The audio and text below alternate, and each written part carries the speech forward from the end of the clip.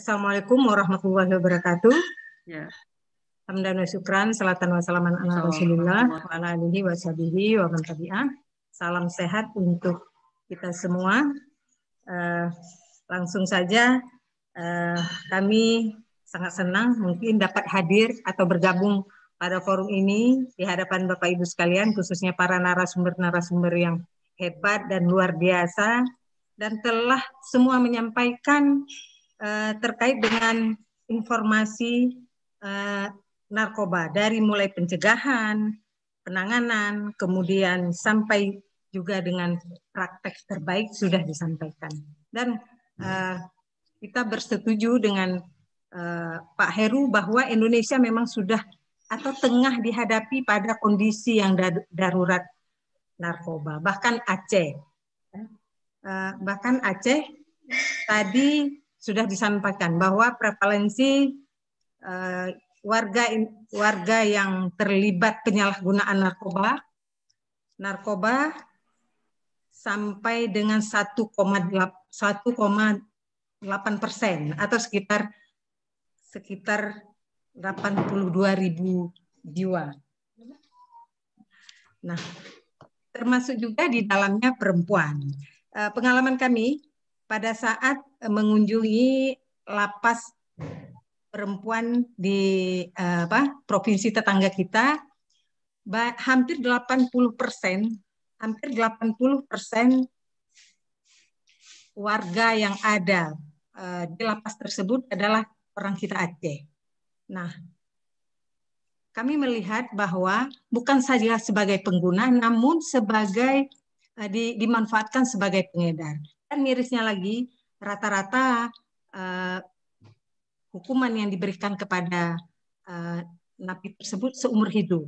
Dan yang muda-muda itu lebih setelah kita melakukan wawancara disebabkan oleh faktor ekonomi. Kemudian juga gaya hidup konsumtif, serta juga perempuan yang kecanduan narkoba atau seks bebas yang akhirnya tergelincir menjadi pengedar. Tidak hanya itu, Bapak Ibu sekalian, akibat dari pemakaian narkoba, dari data kasus yang terlapor pada unit layanan yang ada di Dinas Pemberdayaan Perempuan dan Perlindungan Anak, akibat dari penyalahgunaan narkoba, bahkan tadi sudah disampaikan oleh Pak Ari terkait ada yang melakukan pelecehan seksual bahkan terhadap anak kandungnya sendiri yang berumur 5 tahun. Ini kasus-kasus yang terlapor di unit PPA di Dinas Pemberdayaan Perempuan dan Perlindungan Anak. Nah, populasi perempuan Indonesia yang cukup besar, mencapai ini kalau tidak salah ini dari data yang kami dapat dari BNN 49,9%. Semakin banyak perempuan yang menjadi pengguna narkoba, maka nasib generasi bangsa ke depan makin terancam. Bagaimana kita menuju generasi emas ke depannya?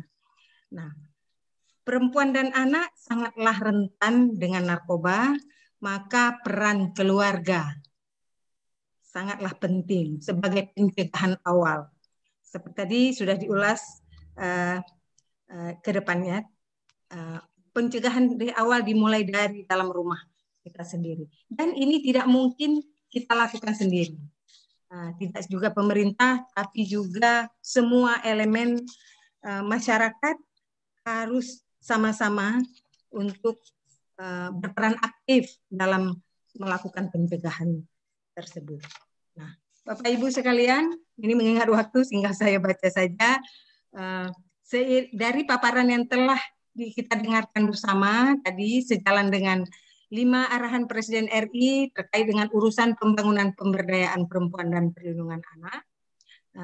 Yang pertama yaitu peningkatan pemberdayaan perempuan dalam kewirausahaan, kemudian peningkatan peran ibu dalam pendidikan anak, kemudian penurunan kekerasan terhadap perempuan dan anak, penurunan pekerjaan anak, dan pencegahan perkawinan anak. Nah, pada arahan Presiden yang ketiga, kita diharapkan untuk memprioritaskan pencegahan terhadap kekerasan terhadap perempuan dan anak dengan melibatkan keluarga, kemudian sekolah, dan masyarakat. Selain itu, meningkatkan layanan melalui perbaikan sistem pelaporan dan mekanisme layanan termasuk layanan pendampingan bantuan hukum, serta rehab, serta reintegrasi sosial. Kemudian, Bapak Ibu sekalian, sesuai dengan Undang-Undang Perlindungan Anak nomor 23 tahun 2002, dalam pasal 20 dinyatakan bahwa negara, pemerintah, masyarakat, keluarga, dan orang tua berkewajiban dan bertanggung jawab terhadap penyelenggaraan perlindungan anak. Anak memerlukan perlindungan khusus, ya, atau ANPK sesuai dengan pasal 59 Undang-Undang nomor 35 tahun 2014 tentang perlindungan anak. Ada 15 kekhususan, termasuk di dalamnya di poin kelima, anak yang menjadi korban penyalahgunaan narkotika, alkohol, psikotropika, dan zat adiktif lainnya. Nah, upaya kita dalam memberikan perlindungan untuk pemenuhan anak termasuk perempuan korban kekerasan sesuai dengan mekanisme pada Kanun Aceh nomor 9 tahun 2019 tentang penyelenggaraan penanganan kekerasan terhadap perempuan dan anak yang meliputi pencegahan, penanganan, perlindungan, serta pemberdayaan dan rehabilitasi. Hal ini dilakukan melalui koordinasi, integrasi, sinkronisasi, dan sinergisasi antar lembaga terhadap kekerasan terhadap perempuan dan anak, termasuk ancaman keselamatan dan tumbuh kembang anak dari narkotika. Nah, mengapa anak rentan terlibat dan menjadi target? Sudah banyak didengarkan dari para narasumber tadi. Dan dampaknya tentu sangat kita khawatirkan. Karena akan merusak generasi dan aset bangsa yang akan meneruskan pembangunan ke depan. Oleh karenanya, bagaimana mencegah anak terpapar dari narkoba tentu saja kita lakukan sejak dini. Nah, bagaimana mengantisipasi ancaman serius bagi anak sebagai generasi penerus bangsa, baik dalam jangka pendek maupun jangka panjang? Oleh karenanya, penting kewaspadaan orang tua dalam mengawasi anak-anak agar terhindar dari bahaya narkoba.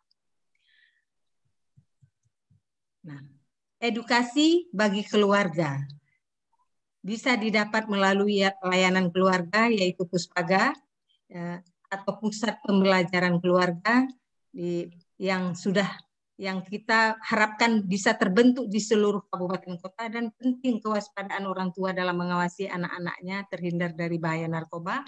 Kemudian edukasi melalui wadah partisipasi anak. Kalau tadi dari BNN ada anak-anak milenial, kalau dari Dinas Pemberdayaan Perempuan ada yang namanya Forum Anak yang ada di seluruh kabupaten kota termasuk kecamatan dan desa kelurahan. Dan melalui Forum Anak ini kita bisa menginformasikan, ya, baik. Melalui Forum Anak ini bisa diaktifkan peran mereka sebagai pelopor dan pelapor. Kemudian selanjutnya satu slide lagi, Ibu. Sejalan dengan itu kita juga melakukan upaya-upaya untuk mensinergikan melalui beberapa kebijakan, melalui kebijakan kabupaten yang ramah anak.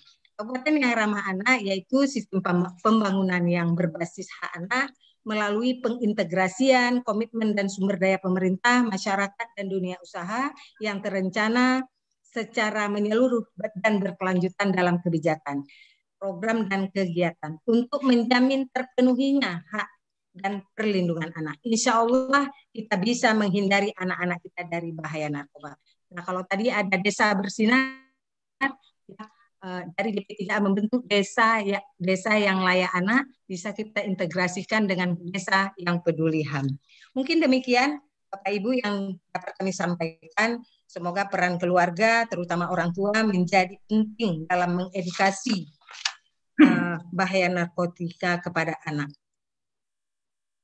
Demikian, Assalamualaikum warahmatullahi wabarakatuh.